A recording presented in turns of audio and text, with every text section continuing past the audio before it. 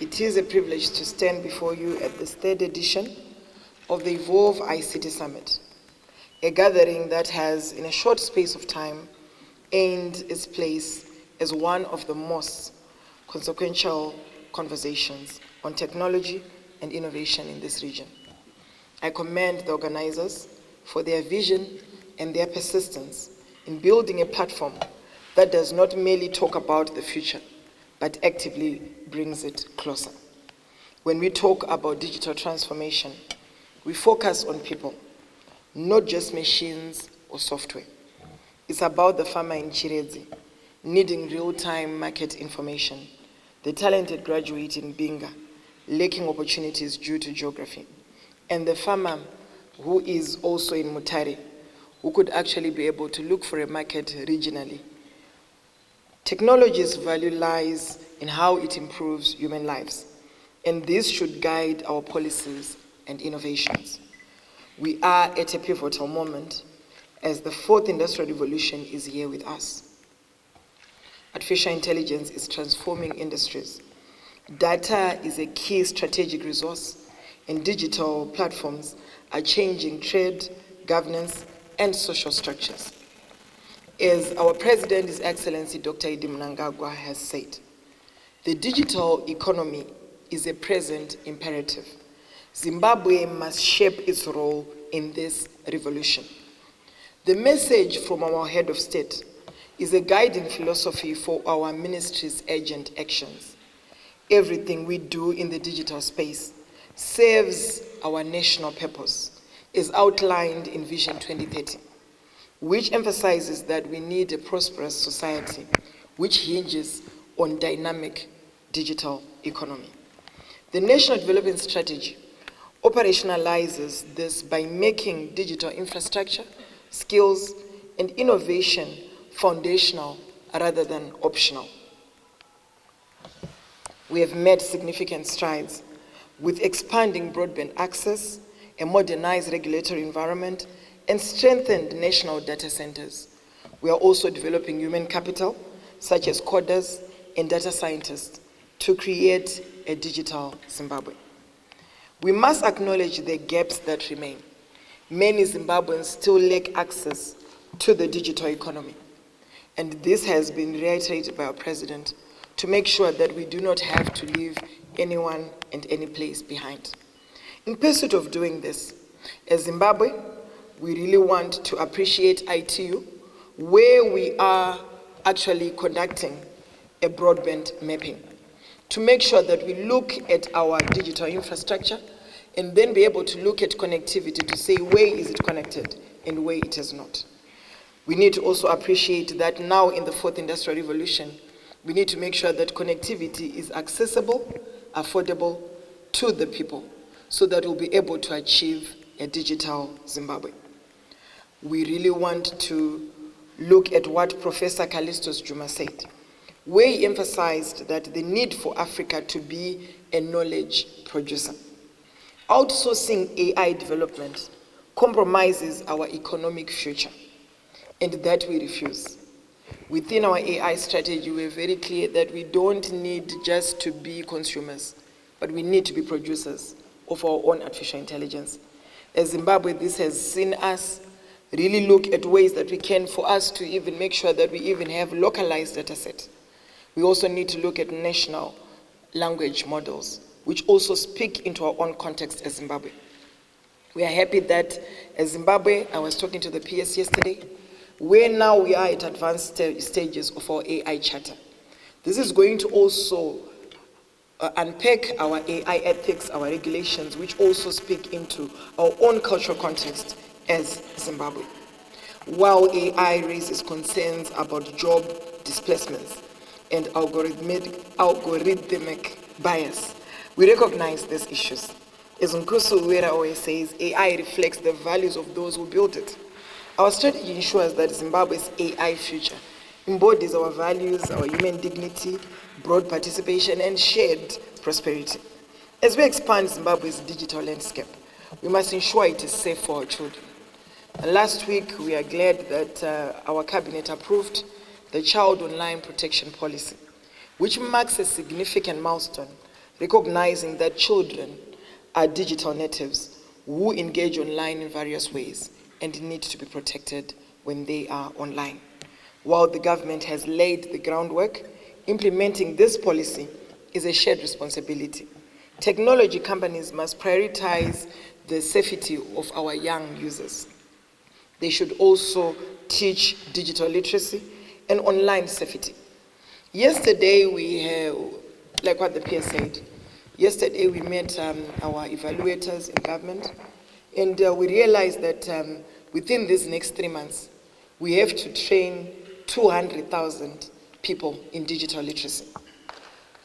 So if we're going to train 200,000 people, we cannot do it alone as government. We expect each and every player to also play their part. We are now calling upon each and every one of you, or the companies who are here, to say, play your part, contribute towards it. The target that we have as a government is for us to create 1.5 million coders. And that can only happen if we work together. We'll look at the basics, to say the basics are the digital skills. But as we go forward, then we need to say to ourselves, from digital skills, then we'll go to AI training, we also need to go to coding, so that at least we achieve the future that we want. Just today is Friday, Thursday. Today is what? Friday, Thursday. Good. Tomorrow, we are going to be starting to train our public servants in AI, in Mashingo. This is the basis that we need as a government, where we need to make sure that our government has to lead the charge, to say when it comes to AI adoption, where are we as government? It needs us to make sure that even our public servants, including the permanent secretaries, the ministers themselves, they need to be trained on AI so that we are ready as a future, as Zimbabwe, for us to be ready for the future. Allow me to also say that digital literacy is a must. And our president has given us an ambitious target to reach 100% digital literacy by 2030. So it means my digital skills so that we achieve the Zimbabwe that we want. We also have got the Digital Skills Ambassadors Program.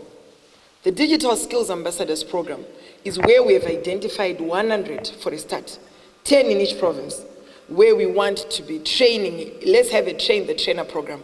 We have got our young people training each and every one of being able to train every other person. And what we're going to do is to continuously capacitate them to train others. So the Digital Ambassadors Program, we were in Mashingo, we also went to Mad South, and now we are heading to Mashingo. We first went to Mash West, and then we went to Mad South, and now we are going to Mashingo. We need to make sure that the Digital Skills Ambassadors Program also trains others. The Cyberus, I heard about women in cybersecurity, and I really want to appreciate all the companies who are also bringing forth cybersecurity solutions. The digital skills landscape needs us to have cybersecurity awareness. So as a government, we've partnered with Cyberus, where we are training our young people in cybersecurity. To date, we have trained nearly 3,000 because it's a self-taught course that they engage in online. So we have already trained 3,000 young people in cybersecurity. As Steve Jobs says, everybody should learn to program a computer because it teaches you how to think. By 2030, coding should be a civic competency, as essential as literacy and numeracy. We need to ensure that all young people, regardless of where they come from, they need to have equal access to these skills. Drawing inspiration from Indian Prime Minister Narendra Modi's belief that a nation's growth depends on its ability to innovate, Zimbabwe seeks to invest in technology infrastructure and entrepreneurial ecosystems. This approach intends to transform not just the technology sector, but the entire economy. We are glad that as Zimbabwe, a month ago, we unpacked our enterprise architecture model, which is a program where we want to digitize all government departments. This might, I know it's long overdue, but we always say we cannot do this alone. We have got various partners, various companies that have come to us to say, Honorable Minister, there are these various initiatives that we think we can deploy in government. And I still stand on to say, whatever work that I do as minister, and I'll continue saying it, the work that I do as minister, I can never do it alone. I expect you to bring forth all your expertise, and all we can do as government is to support these initiatives so that whatever solutions we bring forth as government, they are also citizen-centric. The ultimate goal as government is to look for solutions which speak into citizen engagement, which also speak into making sure that we provide for good services for the citizens. So President Mnangagwa has really repeatedly emphasized that Zimbabwe's prosperity lies on unlocking the potential of all our citizens. And that can be done if we are going to look at strategies that are going to make sure that all our government services become efficient and more transparent to everyone. His Excellency, our President, has also given us a guiding philosophy to say that a country is built by its own. So it means that it's up to us as active Zimbabweans to be active, and it is our responsibility to make sure that we shape the digital landscape that we want. And the digital economy, this also speaks into shared responsibility.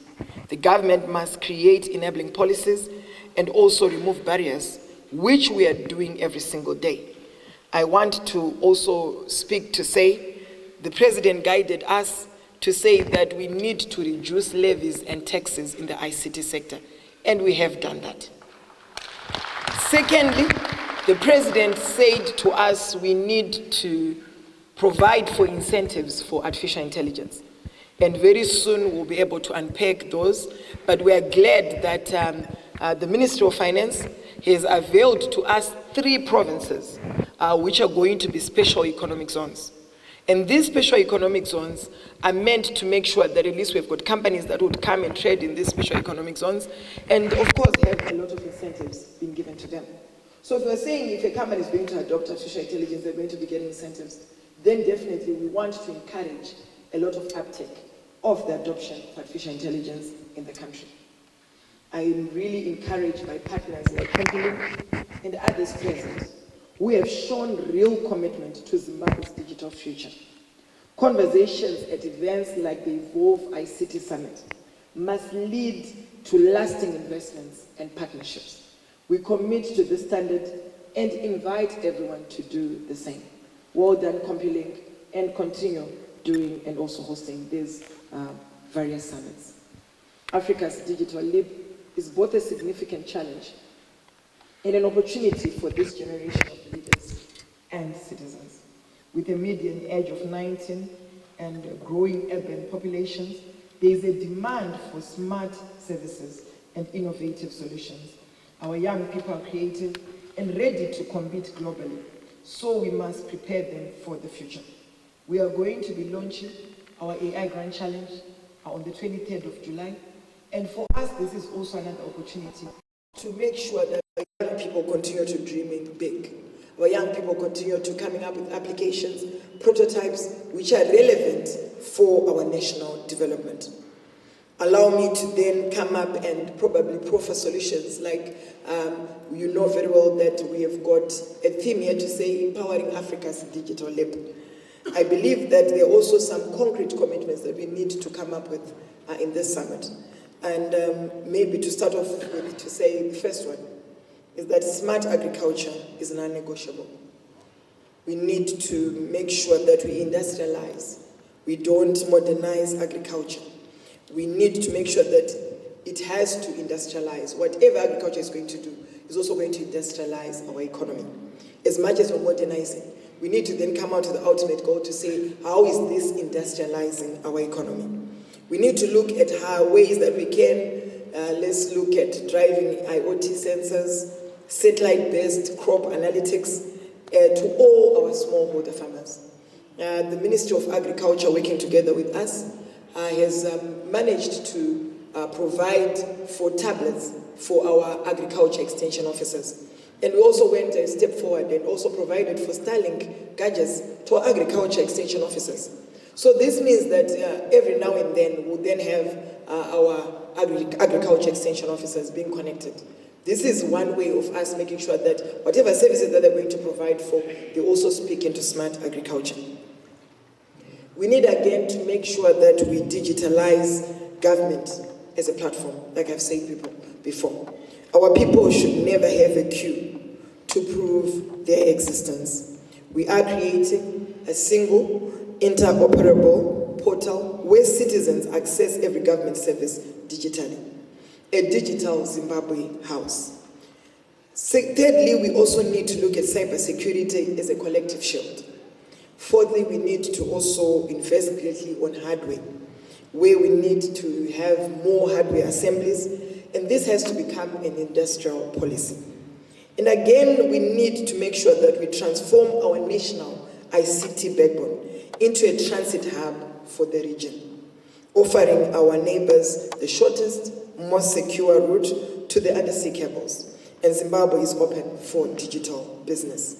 Allow me to also reiterate that there is need for a Pan-African core to reinvent the world. For us to leapfrog Africa's digital leap, we need to collectively together. As Nelson Mandela said, and he says, it always seems impossible until it is done. While the digital transformation of Africa is ambitious, it is being realized through deliberate actions across the continent.